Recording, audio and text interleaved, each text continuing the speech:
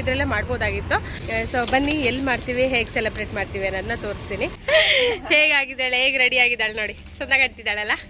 ನಮ್ಮ ಬರ್ತ್ಡೇ ಹುಡುಗಿಗೆ ಸ್ವಲ್ಪ ಅಡ್ಜಸ್ಟ್ ಮಾಡ್ತೀನಿ, ವಾಯ್ಸ್ ಎಲ್ಲ ಹೋಗಿದೆ.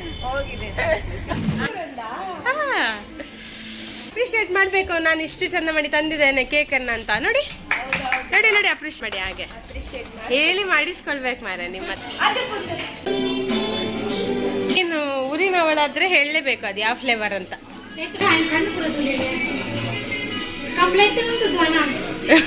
ಆಯ್ಕುಂತುವೆ ಕರೆಕ್ಟ್ ಬಂದ.